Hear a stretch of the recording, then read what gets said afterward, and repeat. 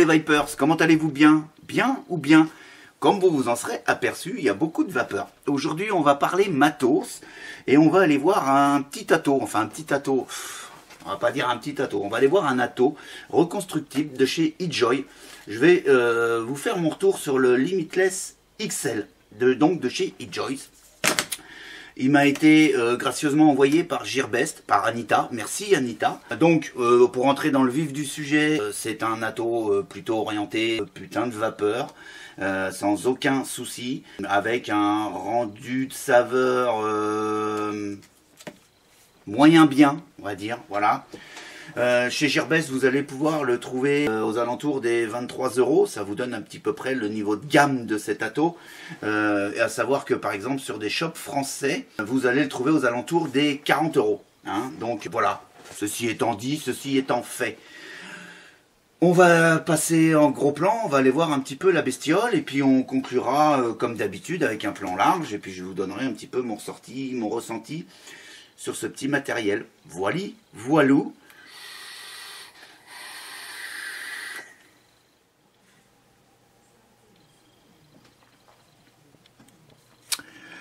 Voilà, alors allons voir un petit peu ce qu'il y a dans le ventre sur ce Limitless XS de chez eJoy. Il vous arrive dans une boîte en plastique comme celle-ci, avec un petit carton sur le dessus. Rien de bien particulier au niveau du carton, des petits dessins sur les flancs. eJoy Limitless. Sur l'arrière, sur l'arrière, on a les specs, voilà. Hein. Le petit scratch and check de chez eJoy pour vérifier l'authenticité de vos produits.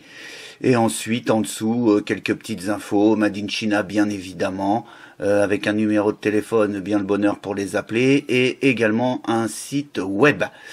Voilà. Ensuite, on enlève donc le petit carton et on tombe sur cette boîte en plastique avec tout ce qu'il nous faut à l'intérieur. Voilà, derrière on a également un petit récapitulatif, encore là, un récapitulatif, ouais. Encore des petits specs sur l'arrière, eJoy, hein, voilà. On va maintenant ouvrir la boîte parce que c'est ce qu'il y a quand même de plus intéressant. Et à l'intérieur de la boîte, donc, nous allons y trouver tout un tas de petits trucs qui va nous permettre de pouvoir vaper tout de suite dessus, rien qu'en recevant ce petit kit-là. Hein, mis à part le liquide, tout est là, tout est nickel. On commence déjà par le petit Spear qui nous arrive, un Pyrex, d'accord. Ensuite, on va avoir à l'intérieur du petit sachet tout ce qu'il faut. Hein, donc du coton, des vis, un drip tip en Delrin avec une connexion 510, une multitude de petits joints au cas où vous abîmiez ceux qui sont dessus. Voilà, plutôt complet au niveau du petit sachet de Spear. Voilà. Ensuite, on va tout de suite attaquer par ce qui nous intéresse, c'est-à-dire l'atto eJoy, le Limitless XL. Voilà. Belle petite finition, hein, nickel, on va y revenir tout de suite après, je le pose par là. Ensuite, on va trouver un top cap avec une connexion 510, vous comprendrez tout à l'heure à quoi il sert. Alors au passage, on a une finition, voilà, hein, rien à dire sur la finition, hein, en tout cas moi j'ai rien à dire, c'est nickel. Ensuite on a le fameux petit Tournevis, plutôt de bonne qualité, faut dire. Hein, ça change des bleus. Là, on a un noir. Voilà. Ensuite, voilà le plus intéressant. Les deux plateaux reconstructibles. On a donc un plateau reconstructible qu'ils ont appelé XL2. Voilà, eJoy. On peut s'apercevoir de grandes arrivées de e-liquide. Ok. Et puis, avec un coil plutôt pas mal fait, je dirais. Hein, je dirais plutôt ça va, j'ai vu pire. Hein, il y a mieux, on est d'accord, mais j'ai vu pire. Moi je trouve que c'est pas mal. Donc on est là sur le plateau single coil, donc on a deux postes, ok. Un poste positif qui est ici, avec un isolant en pic qu'on n'aperçoit pas. Il faudrait démonter la plaque pour l'apercevoir, mais bon. Hein. Et puis ici, le pôle négatif taillé directement dans la masse. On peut s'apercevoir également d'une grosse arrivée d'air, pile poil en dessous le coil. Et deux énormes arrivées de juice, ici et ici. Il y a de quoi amener du liquide, il n'y a pas de souci. On a un petit joint torique ici. Qualité au top hein, pour ce petit deck. Par contre, XL2, j'ai dû me gourer moi quand j'ai remonté ça parce que comme ici je suis sur le single et qu'ici j'ai une bague où j'ai XL1, je pense que c'est plus l'inverse. Mais en tout cas, ça n'a aucune importance puisque ce sont exactement les mêmes pièces. Donc ici, sur le plateau, double coil. Donc moi, je l'ai testé sur ce plateau-là. Donc j'ai retouché légèrement les coils qui étaient montés dessus. Je les ai pas changés, hein, je les ai juste... Enfin, ouais. J'ai essayé de les redresser. En l'occurrence, ça va pas trop mal. Hein, je vous dis honnêtement, hein, je les ai juste un peu rectifiés, moi, sans trop m'appliquer, bien évidemment, parce que celui-ci, il a une gueule un petit peu de travers. Celui-ci, on va dire que ça peut aller. Mais en tout cas, voilà, j'ai voulu tester avec de la façon dont il vous arrive, en fait, hein, pour en fait du prêt à vaper. Voilà, on a donc ici de grandes arrivées d'air aussi, hein. C'est relativement énorme. On a ici de chaque côté donc les arrivées de liquide, hein, ici, ici, ici et ici. On a ici deux pôles aussi, hein, pôle positif ici, pôle négatif ici. Hein, on voit le pic ici pour jouer l'isolateur. Tout de suite, ce que je regrette, moi, c'est qu'il n'y avait pas un type Velocity. Ça permettait de rentrer dans deux trous, en fait, les brins de votre fil résistif. Là, c'est un petit peu plus... Ouais, c'est un petit peu plus chiant parce qu'il faut mettre les deux résistances et puis visser. Ça se fait très bien hein, parce qu'on a largement la place. On a toute la place du monde. Ensuite, ici, on a les arrivées de liquide qui sont juste énormes. Ouais, la finition, hein, on est bien. Hein. On est bien. Ah, pas de problème au niveau des deux plateaux reconstructibles. Voilà, on va enlever la petite boîte et on va passer donc sur l'atto par lui-même. On va donc procéder au démontage, mais avant on va faire un petit tour du propriétaire pour que vous puissiez voir un petit peu la qualité et puis une vue d'ensemble une petite vue d'ensemble du truc. Hein. On est plutôt, alors on aperçoit en bas le réacteur, là, en fait, une résistance avec 4 coils qu'ils appellent Shop Coil XL à 0.15 ohms. Avec une préconisation d'utilisation entre 50 et 215 watts. On voit déjà que vous êtes sur un atto très clairement orienté cloud pour monter dans des températures comme ça. On va passer tout de suite sur le drip top. Hein. Le drip top propriétaire, comme vous pouvez le voir, hein, il est carrément usiné dans le top cap. Le top cap et le drip top ne font qu'une seule pièce. Ok. Ensuite, vous avez ici, vous le verrez par la suite, on peut même le faire tout de suite. On va démonter donc le drip top accompagné de son top cap. Voilà. Donc au niveau, hein, on se fait le tour vite fait. Hein, on est sur quelque chose de très correct au niveau de la qualité d'usinage. Vous apercevrez que le drip top est conique. Voilà. Ensuite, voici, là on est bien sur du Pyrex, on a la cheminée ici avec des petites sérigraphies. Je vais remonter le top cap et on va tout de suite se prendre les mensurations, comme ça ensuite on n'en parlera plus. Alors, toc, au niveau de sa longueur, hein, drip top compris, on est d'accord, on est donc sur du 56, allez 56 mm, hein, on n'est pas à 2 dixièmes. 56 mm et on a un diamètre de 25. Ok. Je vous fais voir déjà qu'on est sur un bel atto. Ensuite on a un poids de et toc, on est à 66 grammes au niveau du poids. Voilà, on a fait les mensurations du bestiau, ce qui va nous permettre maintenant de pouvoir passer au démontage et à aller voir un petit peu dans ses entrailles comment que ça se passe. Donc j'ai redémonté le drip top. On peut s'apercevoir également qu'on a de grandes ouvertures pour remplir, hein. On est sur un top fill, d'accord. Alors elles sont longues mais pas forcément larges, puisque la cheminée a une certaine largeur, donc ce qui fait que bien qu'on soit long au niveau des lumières de remplissage, sur la largeur on n'est pas si large que ça, et on va pas pouvoir même une pipette si vous voulez elle va rentrer, mais voilà, on va pas rentrer avec des bottes. On va continuer le démontage. On va donc démonter le tank. Voilà. Là, j'ai démonté la cheminée. S'il te plaît, merci. Voilà, petite sérigraphie eJoy, un petit logo. Voilà, qualité d'usinage, rien à dire. La cheminée, elle est énormissime. Un diamètre phénoménal. Au niveau de la cheminée, on va être sur du 12 mm de diamètre. Autant vous dire que ça va laisser passer de l'air, il n'y a pas de souci.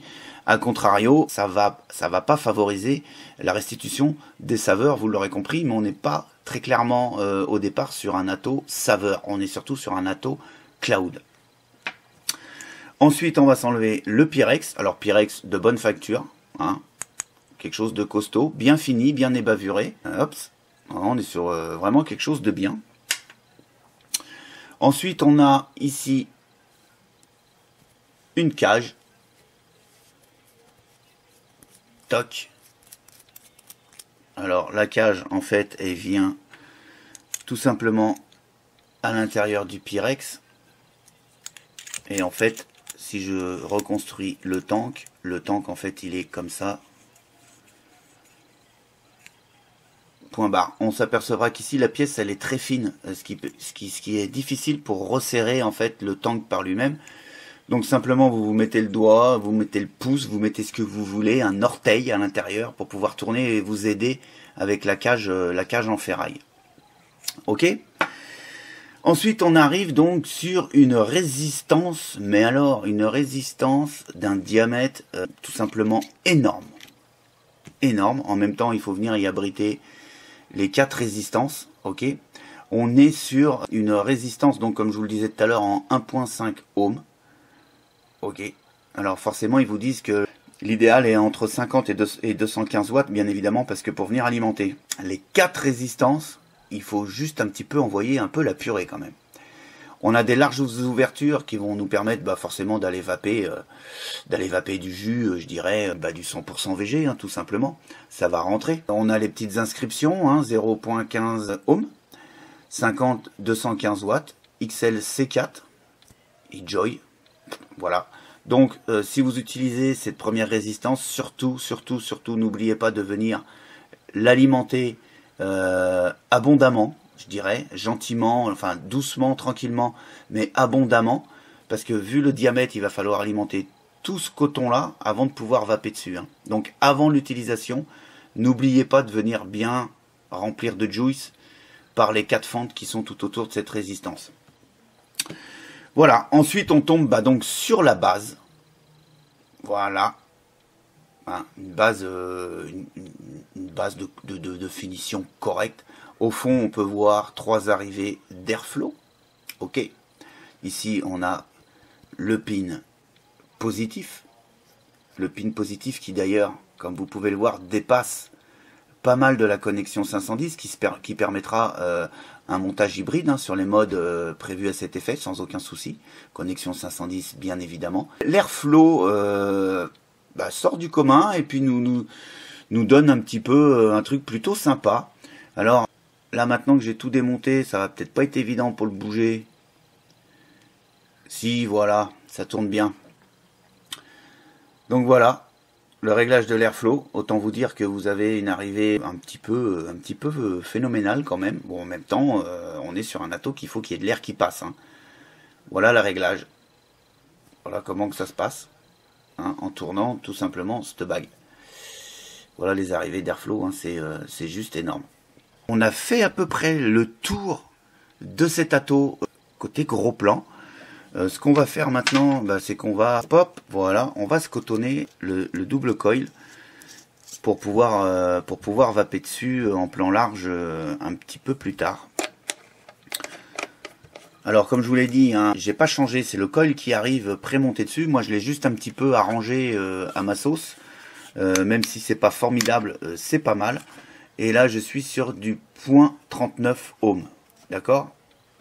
Donc voilà, elle bouge un peu. Ce qu'on va faire, c'est qu'on va prendre leur fameux petit tournevis. Essayer de resserrer un peu tout ça. Voilà. Alors comme c'est du gros câble, je vous dis qu'il ne faut pas hésiter sur le serrage des vis. Pour avoir quelque chose de correct. Et là quand je touche, il n'y a pas de problème, on est sur du 0.17 ohms. Bien la visser, on peut même lui faire un petit coup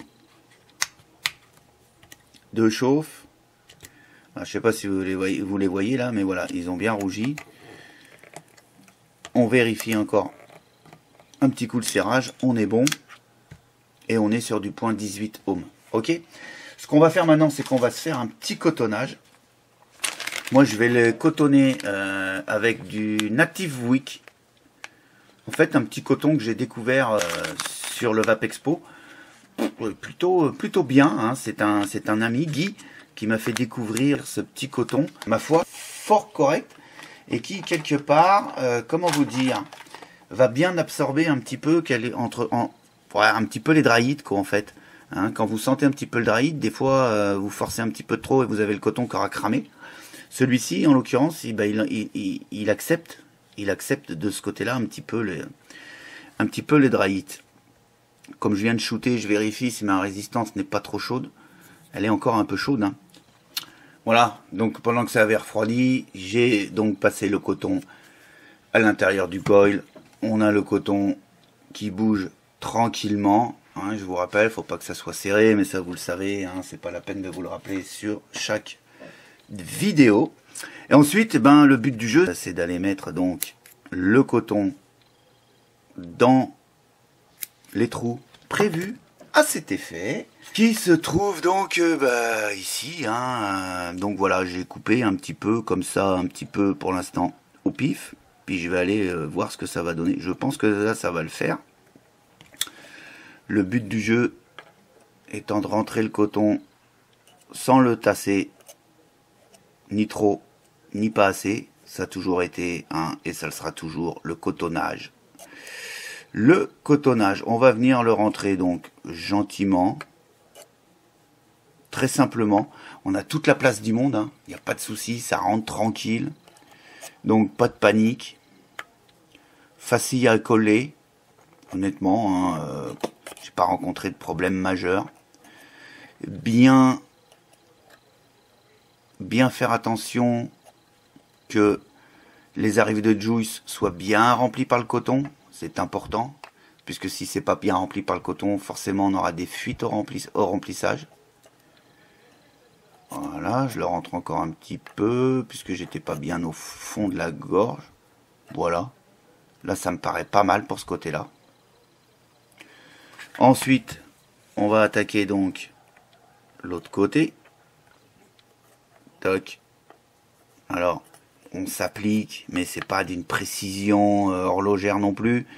Mais, le cotonnage est hyper important sur ce genre d'atto. Aussi bien pour le rendu que pour éviter les fuites. Tout simplement. Donc comme vous pouvez le voir, on va éteindre ça. Comme vous pouvez le voir ici, on a donc le coton qui est, je vais le renfoncer encore un peu parce que ça me plaît pas là. Hein. Après vous cotonnez comme vous voulez, hein, c'est pas le souci. Moi je vous fais voir comment je cotonne. Vous aurez bien le temps, si jamais vous payez cet atto, de trouver le cotonnage qui vous plaît le mieux.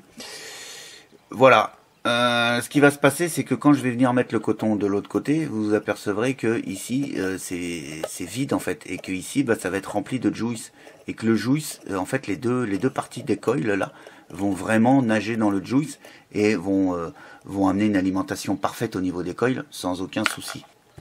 Voilà. On va se taper l'autre côté, c'est parti. Donc voilà, j'ai donc mis en place les deux cotons. Et puis voilà ce que je vous faisais voir tout à l'heure ici. Merci pour le focus. C'est que voilà, on a bien le coton qui vient de chaque côté. et le jus qui va venir pleine bourre là-dedans pour venir alimenter le coton. Voilà à peu près ce que ça doit donner au niveau du montage. Ce qu'on va faire maintenant, c'est qu'on va venir imbiber le coil. Donc on vient gentiment imbiber le coil, hein, comme à chaque fois, hein, comme surtout à chaque fois sur ce genre d'atto, quoi, en fait, hein, ni plus ni moins. Regardez un petit peu ce que ça donne. Ouais, ça va, hein. Bon, c'est pas au top, hein. Là-dessus, forcément, sur la table, hein, c'est ce genre de coil, pour le faire chauffer, il faut y aller. Ça sent bon. Voilà, une fois qu'on a fait ça, eh ben, il suffit tout simplement de venir y remettre. Alors je vais mettre le bon là, hein. Tout à l'heure je vous ai dit que j'avais interverti les trucs pendant que j'y suis, autant que je vienne remettre le bon tout de suite. Hop, hop, hop, hop, hop, hop. Allez, allons-y. On y va tranquillement pour pas trop abîmer le coton qu'on a mis. Voilà, on trouve le pas. Bon, les filetages sont très très corrects, il n'y a pas de souci. Hein. Là, il y a peut-être un petit bout de coton qui gêne. Voilà. Ce que ça donne côté cotonnage. Ok. Eh ben, on va démonter ça de là-dessus. Paf. On va donc maintenant remonter tout simplement le tank. On serre bien la bestiole. Voilà. Tout est serré, c'est mis en place. Nickel. On va fermer les airflows. Je vais la remonter sur là-dessus, ça sera plus facile pour le remplir. Et puis on y va. Donc 4 ml hein, quand même de 4 ml de contenance. C'est balèze, mais on met que 4 ml. Pourquoi? Parce que tout est gros à l'intérieur en fait. La résistance, la cheminée, tout ça, ça prend énormément de place. Donc, forcément, ça joue sur la contenance. 4 ml pour un gros atto comme ça, c'est peut-être un petit peu dommage, mais en même temps, pouvait pas tellement faire mieux. Sinon, ne serait-ce que le faire plus grand. Mais bon, c'est bon, hein, il est assez long. Alors oui, effectivement, sur cette consommation-là, les 4 ml, elles vont descendre très vite. Ça va le faire. Alors j'aurais pu prendre le coton organique qui était à l'intérieur, c'est vrai. Pourquoi pas, je l'ai pas fait. J'aurais dû le faire, tiens, ça aurait été comme ça, au moins on partait directement avec un montage complet avec tout leur matos. Je voulais vous faire voir quelque chose aussi. Maintenant que j'ai rempli comme un voilà. Au niveau du joint qu'on a là ici sur le top cap qui vient dans la cheminée, je vais pas pouvoir complètement le pencher, si un peu comme ça. Pas plus que ça, pas plus que ça, d'accord. Encore un peu, allez. En fait, le joint va venir faire l'étanchéité d'abord sur la cheminée, ok, et pas tout de suite sur le top cap, au niveau de ce joint-là, ici, qui est vachement plus bas que la cheminée. Ça veut dire que quand on va commencer à visser, l'air qui va être comprimé dans la cheminée, on va pas être en pression, ça va chasser quasiment jusqu'à temps qu'on ferme en fait le top cap. Une fois fermé, cric crac, c'est bon, on est rempli, nickel. On va démonter l'atto de sur la table. Voilà, hein, donc je ne l'ai pas rempli total, hein, parce que là, c'est pour faire l'essai, hein, ça suffira largement. Là, donc ensuite, on va venir ouvrir les airflows. Et puis, on va se monter ça sur une box. La box qui est là. Tac. Tac. Alors là, bien sûr, je suis sur du point 18, point 16. On va monter, hein, on va pas hésiter. On va se mettre sur du 80 watts déjà pour commencer, on est déjà pas mal.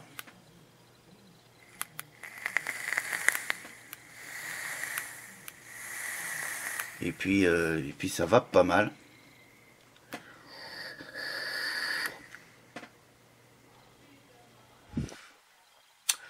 qu'on va faire, c'est qu'on va se retrouver tout de suite en plan large et puis on va voir un petit peu ce que ça donne. Allez, à tout de suite. Bon, bah voilà. Plutôt costaud, hein, le bestiau. Plutôt un ato énormissime. On va tout de suite faire un petit peu de vape dessus pour voir ce que ça donne. Donc je l'ai re-rempli un petit peu plus, hein, le temps de faire les tests. Donc vous voyez, j'ai l'airflow ouvert à moitié. Donc réglage d'airflow, même sur la Relo, c'est accessible, il n'y a aucun problème. Voilà, hein, ça bouge, ça se règle très bien. C'est pile poil, c'est pile poil. Donc airflow, je l'ai mis à moitié, je suis à 90 watts. Et ouais.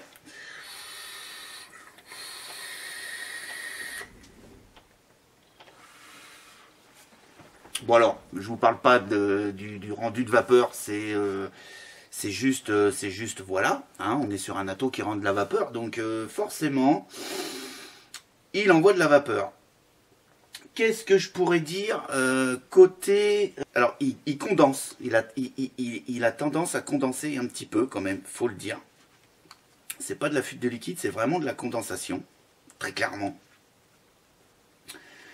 Forcément, on est sur du haut wattage. Je pense aussi que les énormes airflow qui viennent cracher comme ça par le dessous, forcément amènent la condensation. Et c'est sur la box que ça amène la condensation. C'est un petit peu, ouais, c'est un petit peu bête, c'est un petit peu embêtant. C'est pas rédhibitoire pour moi en tout cas, hein, mais voilà, ça peut en gêner certains. Côté saveur, je vous fais pas de dessin, on n'est pas là sur un ato rendu saveur. Les saveurs sont présentes, mais sans plus, hein, sont bonnes, mais voilà, c'est pas le truc énorme.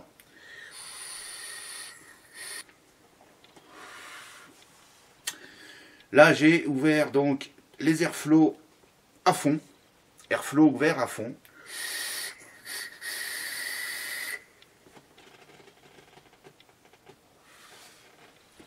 Ça respire la santé, il n'y a pas de problème. Airflow réduit, alors moi je pense que ça va être un petit peu plus ma vape. Les airflow à ce niveau là, vous voyez, là c'est tout petit. C'est tout petit, mais c'est plus ma vape.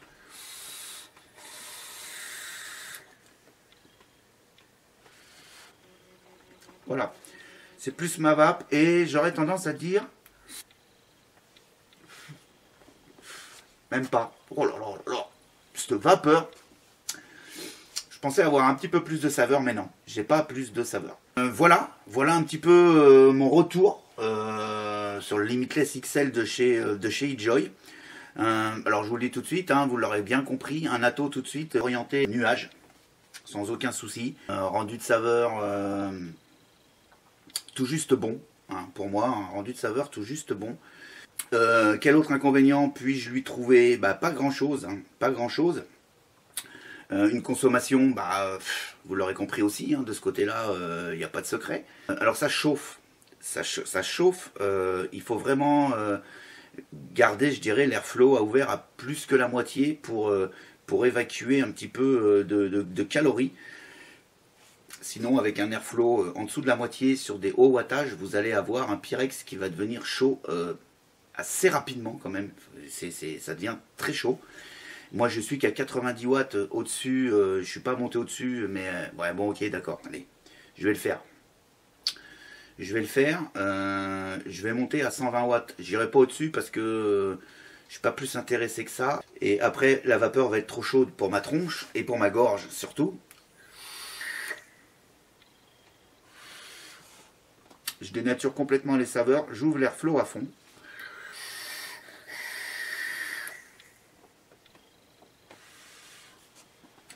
C'est très chaud, mais alors qu'est-ce que ça fait comme vapeur?